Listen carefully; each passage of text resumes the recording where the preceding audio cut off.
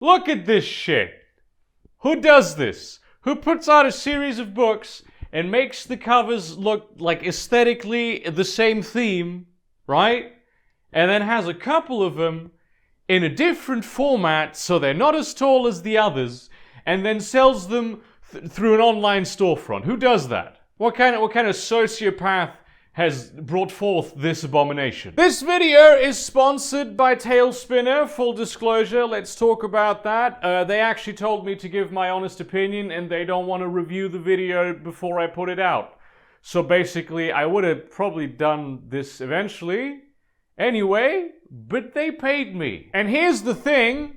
It's good. It's just legitimately a good system. Talespinner is a pen and paper tabletop RPG that manages to actually walk confidently the fine line between mechanical crunch that makes things interesting and light-hearted fluff that makes things not painful. And it does this while at the same time being like setting and genre agnostic. You could do medieval fantasy with this, you could do sci-fi with this, you could probably do cyberpunk with this.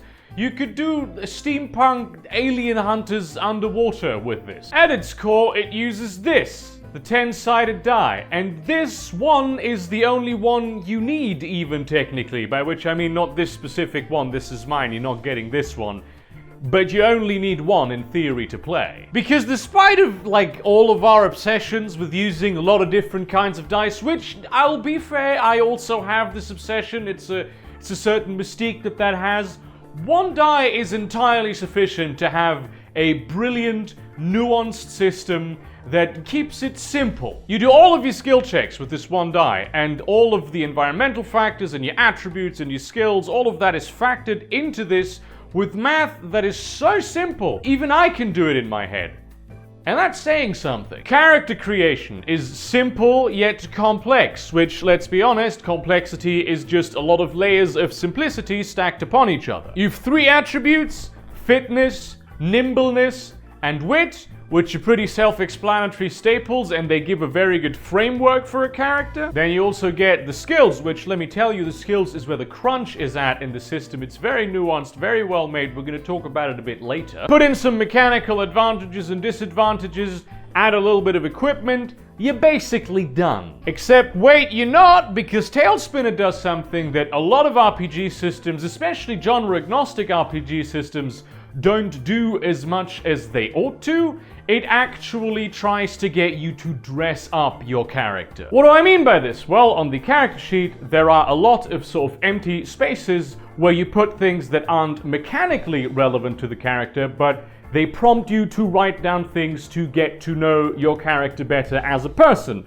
to flesh them out as an actual character, and not just a collection of statistics. There's obviously something you're supposed to do anyway when you do an RPG, but it's nice to sort of have it extra. So you have the crunch and you have the fluff, and it works very well together. It doesn't get in the way of one another. And the best thing is you can go and fill out this character sheet on their website. It's interactive, it works super well. The website as a whole is just, it's very clean. It explains all of the rules, because in case I hadn't mentioned it, the system is completely free. All aspects of it, you can just go to the website, have them explained to you. There's plenty of additional materials that'll facilitate play, like, the cheat sheets. It's clean, it's well written, it's unobtrusive, it's basically a metaphor for the system as such. Mechanical advantages and disadvantages of your character, traits, here called talents and afflictions, are just, the tried and true point buying and selling method of creating certain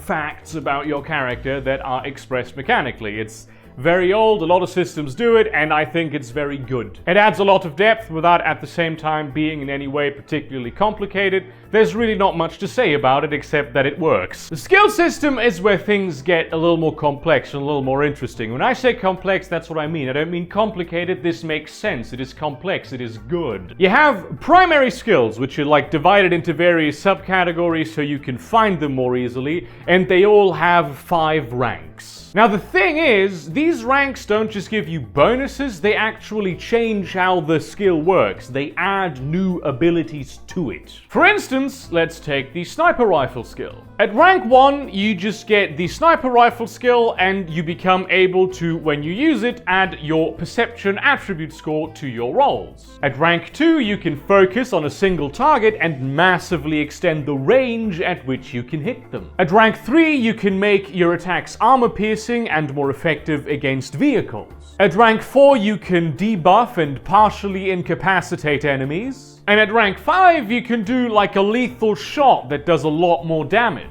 At its core, this is nothing new. A lot of video games do it. They do it quite well. But in essence, it gives you a much broader tool set that you can use to make very interesting combat scenarios without being overbearing on the rules that you have to learn. Then you have specialist skills, which have certain prerequisites that you need to meet, but then you can use them to sort of optimize and customize the primary skills that you have so that your character is good at these things more than another, even if they do generally have a similar skill set. Then you can also learn strikes, spells, and tricks, which are like specialized techniques that are quite cheap on the point buying front and which also have certain prerequisites and which give you like individual spells that you can use or individual chokeholds for a martial art. Speaking of combat, Tailspinner goes a very long way to make it not be tedious, which, let's be honest, it very often is. Combat is meant to be fast-paced and exciting and cool and adrenaline, and really you're just sitting at the table for like huge periods of time and nothing happens because someone's sitting there and going, and you're having long tactics discussions that you shouldn't really be having at all, and it becomes boring after a while. The combat in Tailspinner at its core is very simple. It's the skills that add a lot of mechanical crunch and interesting scenarios. It uses a reverse initiative system, which a lot of people don't like, and the only reason they don't like it is because D&D doesn't do it that way. There is absolutely nothing actually wrong with it from a design perspective. Essentially what happens is you roll for initiative, which here is called reaction, and the player with the lowest initiative score goes first in saying what they are going to do. And then the player that comes after them says what they are going to do, but they can take into account what the first player said they would do. And this also obviously counts for NPCs. And then the player with the highest reaction score gets to do things and also account for all of the things that all of the other people on the battlefield have done. And then everything happens simultaneously. You know, as is realistic. This can really speed things up, trust me. It does take a bit of getting used to, but it really helps. And the best thing is, all of the crunchy complex parts of the system, they're easily accessible on very well-designed tables, which, if you're not necessarily me, who I forget literally everything about systems like this, you're probably not going to need those tables after a couple play sessions. Hold your skill descriptions ready. That's basically the only thing you really need to account for. I don't know, write them down like an extra sheet to know what they do. Now, some of you might at this point be scratching your heads a little and saying, hold up, Burger, this is supposed to be a genre-agnostic type of system. Why are these skills so well defined? That sounds very genre specific. And if you do look at the skill list on the actual website, it's very medieval fantasy focused because, you know, it would be, it's the most popular genre. But it does have stuff for more modern or sci-fi campaigns, and with like a little bit of reskinning because it is ultimately so mechanically simple, you can already accommodate pretty much anything. It's really simple to understand, and so thus homebrewing content for your own games is also very simple. It's also easy to do overpowered things, so, you know, playtest. So, you know, basically stop watching this video now and go to the links in the description and start playing Tailspinner. I know this video is still a while longer, but I'm totally just gonna stand around, and please do go now and preserve your innocent soul from the fatal flaw of Tailspinner that the game has. It's totally not what I'm going to talk about. I'm just going to be standing here now, and you leave. Bye. Okay, you really want to hear this, don't you? Okay. We live in a golden age of pen and paper and tabletop gaming. I know the everything used to be better crowd will disagree with me because they see the past through rose-tinted lenses and don't know what the fuck they're talking about.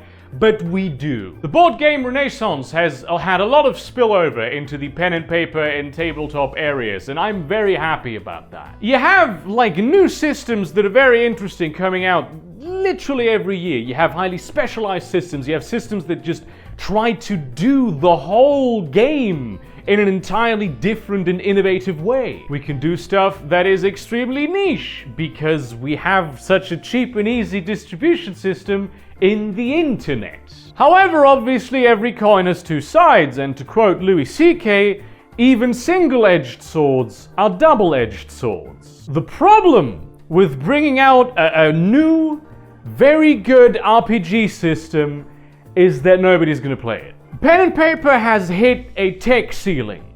That tech ceiling being pen and paper. I mean, maybe we can add calculators to that. They also count, probably. I mean, sure, we use virtual tabletops and like cool atmospheric music and like art that gets uploaded, random generators, all that kind of stuff. But the thing is, these things are all compatible with old systems, with systems that are sometimes decades old. Advances in game design have been made, but a lot of people don't like them because they prefer to stick to what is old. Maybe the new stuff is better, but they like the old stuff more. It's very difficult to sort of establish a new RPG system unless you're the people who brought out its predecessor, or it's a very specialized, specific thing with a predefined setting. And even so, people are still playing D&D 3.5. A lot of people are still playing it. And that's the one fatal flaw of Tailspinner. It's a very good RPG system. You should play it, but you won't. Here's the trick to bringing out an RPG system in the year 2019. You need a gimmick. That gimmick may be an innovative, great new cool mechanic that no one has thought of before and that just really adds something to the gameplay. But most of the time, the gimmick is just a thing that is in there in order for the game to stand out. This often comes at the expense of good game design. Tailspinner didn't do that. They went ahead and prioritized good design over flashy design, which from a design standpoint obviously is the right thing to do, but from the standpoint of wanting to get people to play the game in the year 2019 is really not. And that shouldn't be the case. You should look at the Tailspinner system and see that it's good and then pick it up to maybe do a few test runs, see if you like it. Not because it does something new. But most people already have a system that's kinda good and it does what they want to do. And maybe Tailspinner is better. There's a good chance that Tailspinner is better, even at running the thing that they want it to do. But they're never gonna try it because it didn't come first. And that sucks big time. Seriously. The problem isn't with Tailspinner. The problem is with us, the people who play it or don't play it. And a lot of you are probably disagreeing with me right now and saying, no, Burger, the world is not the way you claim it is. And you know, I personally wish that the world wasn't the way I claim it is, and that it was the way you claim it is. So, you know, how about you go to the description or to the top comment that's pinned by me and go to the website, go to the forums, maybe try it out. You know, give it a few test runs, see if you like Tailspinner. Prove me wrong. Thank you very much for watching this video. Like, comment, subscribe, share this to your relevant communities, but do not spam them, I think was the thing that I always used to say before I went to like Denmark for a week, and now I don't remember anything. There's this military camp right south of the, like it sort of bordered the camping area where we had like a hut. And there wasn't even a fence, it was just a bunch of pillars and occasionally a sign with like a sharpshooter on it and said, "Don't go here," in Danish. And they were doing shooting exercises, like all hours of the day and night. In the middle of the night, these motherfuckers were firing mortars. And everyone at the camping place, they were just completely relaxed with this. And you go to the beach, and there's the nice, huge, big beach, beautiful North Sea wind, the smell of the sea, and then in the background you have the sounds of the Gaza Strip. Anyway, yeah, I appreciate all of you. Please do go check out Tailspinner. Like, unironically, it's a good system and I wish that people would play it. And see you around, cunts.